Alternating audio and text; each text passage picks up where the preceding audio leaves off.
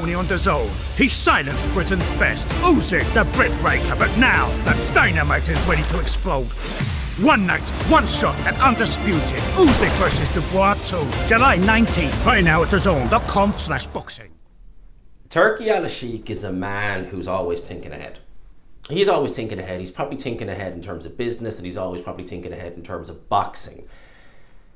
There's everything boxing here on X are talking about a card that Turkey is in the works for November, and it is flipping amazing, as they always are. Boots Virgil Ortiz, it's not agreed. Agreed is Dave Benavidez, Anthony Yard.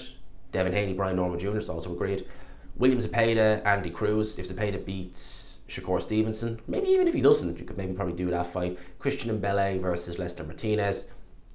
And this fight right here, which, and those two fights by the way are not agreed yet, nor is this last one. Martin Bakole versus Moses Itauma. Now Moses Itauma headlines against Dillian White on August the 16th. So we're not a million miles away from that now, to be fair. The days and months are just flying in. And this year has been a phenomenal year for boxing. It really has. But that fight right there, we were hearing a lot of talk about Bakole versus Itauma going into Itauma's last fight against Balogun. All right? A lot of people were talking about potentially that could have happened, this, that, and the other. I was thinking, is it maybe, potentially, is Frank Warren looking at, Bakole and thinking, you're weak sufficiently enough now, the Parker debacle, and then the Ajagba fight, potentially. Then other people were saying, well, maybe it's just Frank Warren looking to just use Bakole's name, even though he's not a massive name, he's not like an Anthony Joshua name or anything like that, but maybe use that name to just push Itauma's profile up a little bit.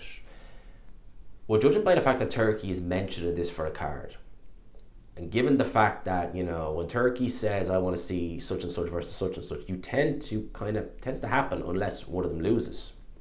Now, Bakole has no fight lined up. Itauma does. As I said, August 16th. He's fighting Dillian White, and I'd be amazed. I'd be dumbfounded if Dillian White can pull out a performance to beat Moses Itauma at this stage in his respective career. Dillian White is someone who I've always enjoyed watching. I don't think there's a time, even before he fought Joshua, I was watching Dillian White fight, Brian Minto, amongst others. Remember he fought on Carl Frampton's undercard on Channel 5 back in the day. So I've always, I'm pretty sure it was Channel 5 back in the day, it was a Cyclone Promotions. I've always liked Dillian White, I always liked watching him. And that's why I'm able to say right now, having seen him for the best part of over a decade, he's shot to bits. And someone like, when's the last time he fought a southpaw for one? A fast southpaw at that, with quick hands who can punch. Itauma's going to light Dillian White up like a Christmas tree and stop him within 4 rounds. I'm calling it now, I'm going to say that. Whether you agree or disagree with me, that's okay, but I'm calling it now. Itauma versus Bakole, that's a different kettle of fish altogether. Bakole fought another hungry young prospect a year ago called Jared Anderson, and we all saw what happened there, and we've all seen what Jared Anderson has looked like since then, and it's not particularly good. That could be a really dangerous fight. A really, really, really dangerous fight. In one sense for Itauma, I'm kind of like, alright, I get the Dillian White fight, I get it from a PR point of view. Itauma's probably not going to learn much in that fight. It's probably going to be a win where he knocks Dillian White out, he gets the win, that's all well and good, happy days, right? But Bakole, on the other hand, Bakole still has something to him, I believe anyway. There's still a little bit of something there. So if he loses this fight, we could be in for, God only knows what might happen. And as well as that, Bakole, when he's on it, he looks really good. And Itauma, has he been hit on the chin? How is he going to deal with that pressure? What if he can't hurt Martin Bakole? I think he probably could. I think he hits probably just as hard as Parker. But it is a really interesting fight. And it might actually boost Bakole's, how would I describe it? Passion and motivation. That the fact that a year ago we were talking about him being one of the most dangerous heavyweights on the planet, to now feed him to Itauma. It's a really interesting fight. Man.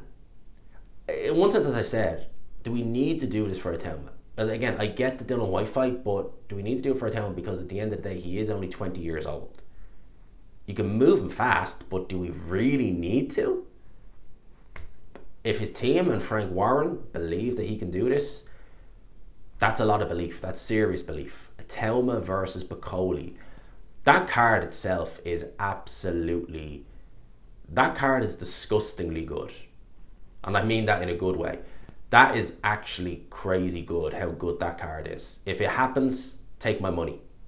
Literally, Turkey, there you go. Take my money. How much is it? Take my money. There you go. Seriously, that's a disgustingly good card. It really is.